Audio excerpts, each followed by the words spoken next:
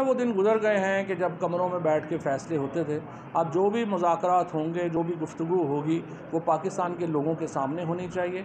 खुफिया मुज़ाकरात का दौर ख़त्म हो चुका है और पाकिस्तान के लोग ही फ़ैसला करेंगे कि क्या करना है और क्या नहीं करना। फवाद साहब, आप कह रहे हैं कि आर्मी चीफ के मामले को सियासी अखाड़े का हिस्सा नहीं बनाना चाहिए, तो साबिक वज़ीर-ए-आज़म खुद तो उनकी बात जो है वो जलसे के अंदर कर रहे हैं, तो अखाड़े का हिस्सा तो तहरीक इंसाफ बना रही है। और दूसरा सवाल ये है कि टॉप 4 या 5 जर्नलों में से कोई एक आर्मी चीफ बनेगा, थोड़े ही कोई नून लीग या पीपल पार्टी कैप्टन सफदर को आर्मी चीफ बना रही है, तो फिर आप इतने खौफजदा क्यों हैं? पहली बात तो यह है कि इनके बस में हो तो कैप्टन सफदर को ही बना दें, लेकिन इशू यही है कि अभी पाकिस्तान आर्मी में प्रोफेशनलिज्म ज़िंदा है। दूसरी बात यह है कि हमने दोबारा जिस तरह से मैंने आपको कहा कि 4 हों, 5 हों, 6 हों, 7 हों, हमने जो हमारा जो इस वक्त मतमा नज़र था इमरान खान का, वो पाकिस्तान की फ़ौज के जो लीडरशिप है वो नहीं थी। हमने जो इस वक्त सेट ऑफ पॉलिटिशियंस हैं जो फ़ैसला कर रहे हैं, उनकी लेजिटिमेसी के ऊपर क्वेश्चन किए हैं। और मैं आपसे भी पूछता हूँ कि अगर आपको लगता है कि नवाज़ शरीफ ने प्रूव करना है पाकिस्तान का वज़ीर-ए-आज़म, जो ख़ुद एक मफ़रूर मुजरम है, तो मुझे आप बताइए उसकी लेजिटिमेसी क्या हो। ज़ाहिर है कि हमारी नज़र में उससे जो इज़्ज़त है उस पर फ़र्क आता है। और आप भी ये बता दें कि आपने कहा कि जब अलर्ट जारी किए महकमा मौसमियात ने, तो वफाकी हुकूमत जो है वो आपके खिलाफ मुकदमे बनाने में मसरूफ़ थी। आपकी सूबों में हुकूमत है, आप लोगों ने क्या किया था? हमारे यहाँ जो भी मामलात हैं, जो भी करना था सूबों ने, इसलिए आप देखिए जिन 2 सूबों में, पंजाब में और खैबर पख्तूनख्वा में, जहाँ पीटीआई की हुकूमतें हैं, वहाँ की सूरत हाल देख लीजिए, और जहाँ पीटीआई की हुकूमतें नहीं हैं वहाँ की सूरत हाल देख लीजिए। पंजाब में भी सैलाब कम नहीं आया। लिया में आप देखें, मियांवाली में देखें, सियालकोट में देखें, इन तमाम जगहों के ऊपर सैलाब नहीं आया था, लेकिन हमने अपने इक़दामात से, मौसर इक़दामात से इन इलाकों को कवर किया। इसी तरह से केपी में अगर परवेज़ खट्टक ने आज से अपने दौर में नौशहरा के अंदर बंद ना बनाया होता, तो आज नौशहरा आपको नज़र ही ना आ रहा होता। चारसद्दा के ऊपर बंद ना बनाया होता, चारसद्दा ने बड़ा इफ़ेक्ट होना था। यही वो इक़दामात हैं जो तहरीक इंसाफ की हुकूमत ने उठाए थे, जिनकी वजह से हमारे सूबों में सूरत हाल बहुत बेहतर रही। और सिंध की जो इस वक्त सूरत हाल है, 14 साल से वहाँ पीपल्स पार्टी की हुकूमत है, और आप देख लीजिए कि पूरा सिंध ही डूब गया है, क्योंकि जो बंद बनता है। और आपने उस दिन सुना बलूचिस्तान के तो एक चीफ़ इंजीनियर ने कहा कि 50% जो पैसा है जो बंद बनाने के लिए, वो तो करप्शन में चला जाता है। तो जहाँ 50% करप्शन का रेट हुआ है बलूचिस्तान में, वहाँ क्या बचना है। यही प्रॉब्लम्स हैं बलूचिस्तान में और सिंध में कि तमाम जो इलाके हैं वो तबाह बर्बाद हो गए हैं, क्योंकि करप्ट हुकूमतों ने वहाँ पे इंफ्रास्ट्रक्चर में पैसे खाए हैं। अगर ना खाए होते तो जिस तरह पंजाब और खैबर पख्तूनख्वा में इलाके बचे हैं, वहाँ पे मौसर इक़दामात हुए हैं, वही इक़दामात वहाँ पे हुए। फवाद चौधरी साहब, जो इस वक्त आप लोग जलसे कर रहे हैं पूरे पाकिस्तान में, तो बहुत से लोग तनकीद कर रहे हैं, तो क्या आपको नहीं लगता कि मौजूदा जो सैलाब की तबाहकारियाँ हुई हैं, इस मौके पर आप लोगों की जानिब से मुलतवी किया जाना चाहिए था और एक अच्छा जेस्चर देना चाहिए था, यकजहती का मुजाहरा करना चाहिए था वक्ती तौर पर? सबसे बड़ा जेस्चर पीटीआई ने ही दिया है। 5 अरब 55 करोड़ रुपया पीटीआई के अलावा किस जमात ने जो है वो खड़ा किया है। मुझे आप बताइए, ये फजल रहमान वगैरह किधर हैं? ये जो अंसारुल इस्लाम जो है इधर आ गई थी इस्लामाबाद के ऊपर कब्ज़ा करने, तो आप बताइए ना, वो तो उधर तो गए नहीं हैं। इस वक्त अगर कोई जमात पाकिस्तान के अंदर सैलाब ज़दगान के लिए इफ़ेक्टिव काम कर रही है, चाहे हमारी दोनों हुकूमतें हों और ख़ुद हमारी पार्टी हो, इमरान खान की एक कॉल के ऊपर 5 अरब 55 करोड़ रुपया जो है वो जमा हुआ है। और इंशाअल्लाह ताला, और आप देखिए उस वक्त कह रहे थे कि पैसे पता नहीं कितने आएंगे कितने नहीं आएंगे, अब तक तकरीबन 2.5 अरब रुपया जो है वो आ भी चुका है, लोगों ने जमा भी करवा दिया है, डिस्पाइट द फैक्ट कि क्या रुकावटें नहीं खड़ी की गई कि लोग जो पैसे भेज रहे हैं ओवरसीज़, उनके पैसे यहाँ एक्सेप्ट ना हो। ये तो इन लोगों की इस वक्त मॉरल हालत। थैंक यू सर, जिस तरह खान साहब पंजाब में हुकूमत चाहते हैं, सर्टिफिकेट जमा करवाए हैं, उन्होंने कहा कि हम ब्रिटिश सिटीजन्स हैं, पाकिस्तानी कवानीन हम पे अप्लाई नहीं करते, ना ही हम पाकिस्तानी अदालतों को जवाब दें। लिहाजा नवाज़ शरीफ और उनके बच्चे तमाम के तमाम ब्रिटिशर्स हैं बकौल उनके। इसी तरह से जरदारी साहब की और बिलावल की, इनकी दुबई में जायदादें हैं, फ़्रांस में जायदादें हैं और यूके में जायदादें हैं। पाकिस्तान के साथ उन लोगों का भी जो है वो कोई इंटरेस्ट नहीं है। थोड़ा ये भी फिर अभी आपने देखा कि ये सिर्फ इक़्तिदार करने के लिए पाकिस्तान आते हैं। हमज़ा शहबाज जब वज़ीर आला बने तो वो फौरी तौर पे लाहौर में जो है वो वज़ीर आला थे। जो ही उनके ख़िलाफ़ नो कॉन्फिडेंस हुई या वो ख़त्म हुए और परवेज़ इलाही वज़ीर आला बने, सबसे पहला काम हमज़ा शहबाज ने क्या किया, उन्होंने जहाज़ पकड़ा, लंदन चले गए और अब तक वापस नहीं आए। उनके ख़िलाफ़, उनके भाई के ख़िलाफ़, उनके वालिद के ऊपर 14 बिलियन रुपीज़ की मनी लॉन्ड्रिंग का एक केस है, 10 बिलियन मनी लॉन्ड्रिंग का दूसरा केस है, 24 अरब रुपए की मनी लॉन्ड्रिंग के केसेस हैं, वो पाकिस्तान वापस नहीं आ रहे। उसके बाद इमरान ख़ान जो हैं वो क्या कह रहे हैं, इमरान ख़ान का बड़ा सीधा सीधा नुक्ता है। वो कह रहे हैं कि हम इस एलीट से पाकिस्तान को बचाना चाहते हैं, इस एलीट से पाकिस्तान नहीं बचता तो क्या होगा।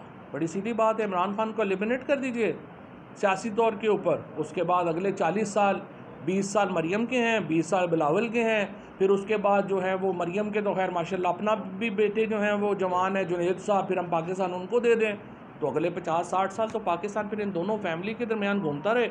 अल्लाह अल्लाह खैर सल्ला। और ये जिस तरीके से इन्होंने पावर ग्रैब किया है, जिस तरीके से इन्होंने हर इंस्टीट्यूशन के ऊपर अपनी जो मामलात हैं उनको बनाया है और किया है, वो हमारे सामने है। पाकिस्तान से इनका क्या इंटरेस्ट है पाकिस्तान में तो, और पाकिस्तान की सुबह से ये जितने वफ़ादार बने हुए हैं पाकिस्तान के कि जी हम तो फ़ौज को ये कह दिया, फ़ौज को वो कह दिया, बड़ा जुल्म हो गया। इनके अपने क्या ख्यालात थे फ़ौज के बारे में। डॉन लीक्स क्या थी, डॉन लीक्स में, मेमो लीक्स में मेमो गेट स्कैंडल क्या था। नवज़रदारी ने और नवाज शरीफ ने तो लिटरली पाकिस्तान को बेच ही दिया था मेमो गेट और डॉन लीक्स करके। डॉन लीक्स में उन्होंने क्या कहा, पूरे दुनिया में इस रीजन में टेररिज्म पाकिस्तान करवा रहा है। और आपको पता है कि जब जो मुंबई का वाक़या हुआ, सबसे पहले जिस लीडर ने आके कहा कि अजमल कसाब पाकिस्तानी है, वो कौन था, वो नवाज शरीफ थे। और यूनाइटेड नेशंस के ये जब हेग के अंदर जो इंटरनेशनल कोर्ट ऑफ जस्टिस है, उसमें किसका बयान पढ़ के सुनाया गया था, नवाज शरीफ का बयान पढ़ के सुनाया गया था। और नवाज शरीफ की जो फ़ौज के बारे में जो उनकी बयानात हैं, ख़यालात हैं, वो किसी से ढके छुपे तो नहीं हैं। लेकिन बाकी भी जो लोग हैं उसमें, मसलन फजलुर रहमान ने फ़ौज के बारे में क्या कहा था, ज़रा एक दफ़ा दोबारा सुना दीजिए।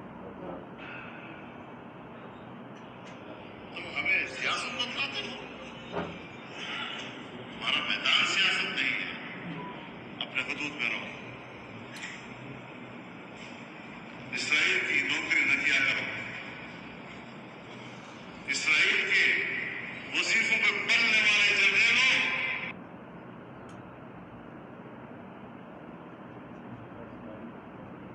इसराइल की नौकरी ना किया करो, इसराइल के वजीफ़ों पर पढ़ने वाले जर्नलों, ये थे फजलुर रहमान साहब। अब इमरान खान का जो सवाल है बुनियादी तौर के ऊपर, वो सवाल इमरान खान का ये है कि ये बल्कि इससे पहले अगर हम सुना सकें जो मरियम नवाज़ के जलसे में जो बातें हुई थी, पहले वो भी दिखा दें।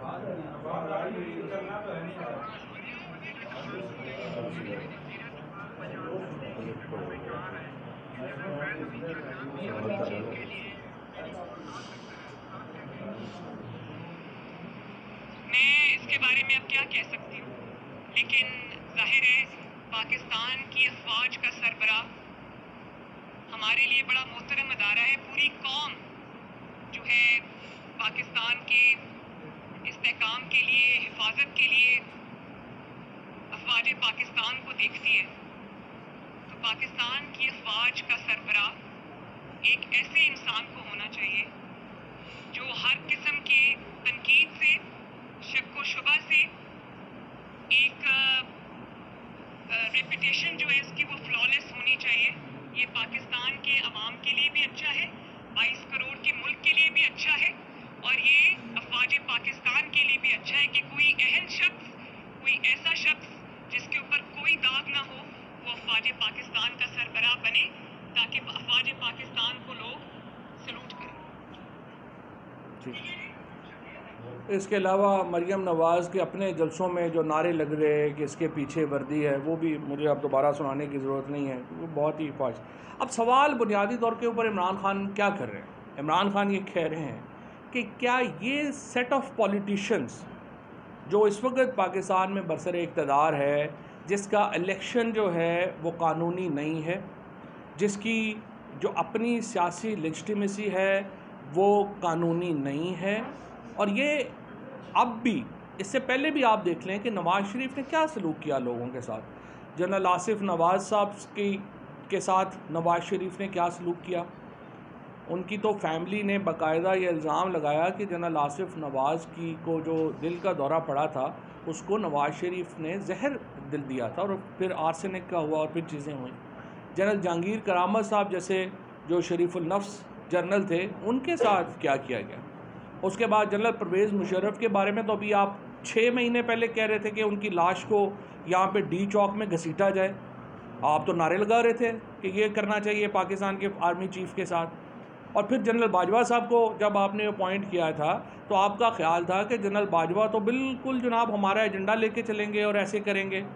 लेकिन ये जो सारे जर्नैल हैं ये पाकिस्तान की मिट्टी के साथ जुड़े हुए हैं, ये आपके एजेंडे को पूरा नहीं कर सकते, ये आपको इस तरह से फेवरेटिज़म में नहीं पढ़ सकते।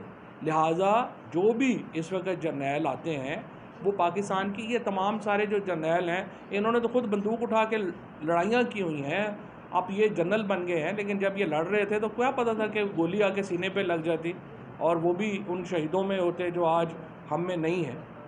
लेकिन ये तमाम लोग जो हैं जो इस वक्त आए हैं ये एक निथरे हुए लोग हैं और ऊपर अपने सिस्टम में आए हैं। तो क्या हमें ये चाहिए, क्या पाकिस्तान का ये मुफाद होगा कि ये सियासी टोला पाकिस्तान की फ़ौज को इस तरह से कंट्रोवर्शियल कर दे?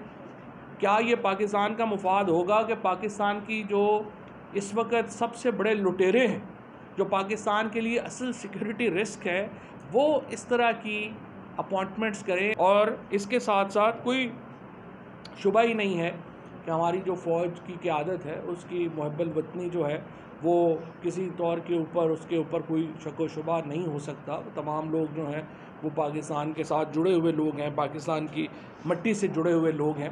लेकिन मुझे आप ये बताइए, अभी आज ही खबर ये छपी है कि शहबाज शरीफ तशरीफ़ ले जा रहे हैं लंदन और वो अप्रूवल लेंगे वहाँ पे नवाज़ शरीफ से अगले आर्मी चीफ़ के नाम की।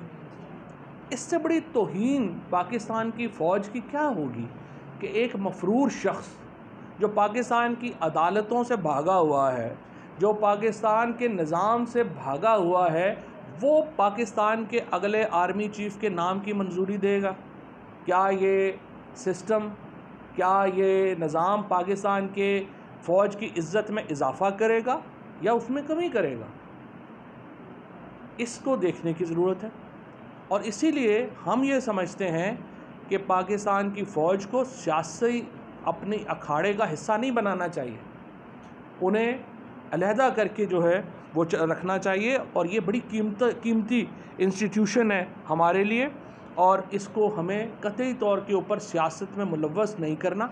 लेकिन हम ये देखते हैं कि आज मैं अभी ख्वाजा आसिफ, मतलब एक इंतहाई आप देखिए कि बदकिस्मती है कि ख्वाजा आसिफ जैसा आदमी पाकिस्तान का डिफेंस मिनिस्टर है जो ख़ुद इस कदर बेशरम आदमी था, उसकी जो वीडियोज़ हैं वो आपके सामने कई दफ़ा चल चुकी हैं, उनको तो दोबारा चलाने की ज़रूरत ही नहीं है। जो ख़ुद डिफेंस मिनिस्टर और फॉरेन मिनिस्टर था पाकिस्तान का और दुबई की कंपनी से तनख्वाह भी वसूल कर रहा था। अब एक ऐसा डिफेंस मिनिस्टर जिसने समरी मूव करनी है, जिसकी जो है ही कंप्रोमाइज़, यानी जिसकी अपनी अखलाकी हैसियत ये है कि पाकिस्तान के डिफेंस मिनिस्टर और फॉरेन मिनिस्टर की हैसियत से वो पाकिस्तान में काम कर रहा था लेकिन दुबई से तनख्वाह ले रहा था, उसने समरी मूव करनी है और कह रहे हैं कि अप्रूवल नवाज शरीफ देंगे जो पाकिस्तान से भागा हुआ मफरूर मुजरम है। तो आप मुझे बताइए इससे इज़्ज़त में इजाफ़ा होगा या इज़्ज़त में कमी होगी?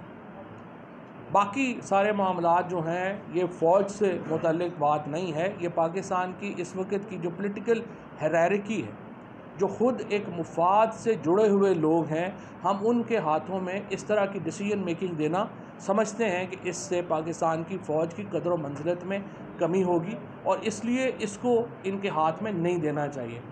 बाकी पाकिस्तान का जो क्राइसिस है, पाकिस्तान का जो बहरान है, वो पॉलिटिकल लेजिटिमेसी का है। पाकिस्तान का जो बहरान है वो सियासी क़यादत की कानूनी हैसियत का है और वो उस वक़्त तक हल नहीं हो सकता जब तक पाकिस्तान के अवाम एक नए इलेक्शन के तहत अपनी नई हुकूमत मुंतखब नहीं करते।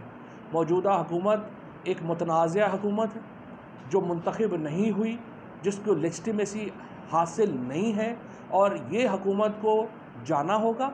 मुल्क में अवाम को ये हक़ देना होगा कि वो नए इंतखाबात के ज़रिए अपनी नई लीडरशिप चुने। शुक्रिया। हीर रांझा का किस्सा सुनने के बाद कहा कि हीर मर्द थी, औरत था। मैंने आपको पूरा एक्सप्लेन किया है कि इमरान खान का मतमा नज़र क्या था, और इसलिए ना रावलपिंडी का कोई इशू है, ना इस्लामाबाद का कोई इशू है, ना हमारा कोई इशू है। जो मुतनाज़ा लीडरशिप है उसने देखना है कि ये फ़ैसला वो कर सकते हैं कि नहीं कर सकते। ये बता दें कि जो पॉपुलरिटी ग्राफ है इस वक्त पूरी पब्लिक का इमरान खान के साथ, इसमें कोई डाउट नहीं है, लेकिन अब कल के स्टेटमेंट के बाद जो एक बयानिया बनाने की ज़बरदस्ती कोशिश की जा रही है, वज़रा की जानब से बार बार प्रेस कॉन्फ्रेंस की जा रही है, आप क्या समझते नहीं है कि इस वक्त एक बाकायदा साजिश की जा रही है इमरान खान के खिलाफ कि इमरान खान और फौज को आमने सामने ला के खड़ा करें? जिन वज़रा की अपनी हैसियत ये हो कि वो बाहर बैठ के खाना ना खा सके, जिन वज़रा की अपनी औकात ये हो कि वो एक जाके बर्गर खुद अपना नहीं खा सकते और उनको गार्ड साथ रखने पड़ते हैं, पूरी इस्लामाबाद पुलिस को उनको गार्ड करना पड़ता है, वो क्या बयानियाँ बनाएंगे? ये लोग जो भी बात करेंगे वो इनके मुंह पे आएगी। तहरीक-ए-इंसाफ, जिस तरह मैंने आपको बताया, सबसे इस वक्त मौसर और बड़ी आवाज़ है पाकिस्तान की, और ख़ुसूसन हमारी मिडिल और लोअर मिडिल क्लास की। और ये जो सारा तबका है, हमारी जो यूथ है, हमारी जो ख़वातीन हैं, वो जो बात पीटीआई कर रही है वो उसके पीछे खड़ी है। ये डिस्क्रेडिटेड लोग जो हैं ये बयानियाँ नहीं बना सकते।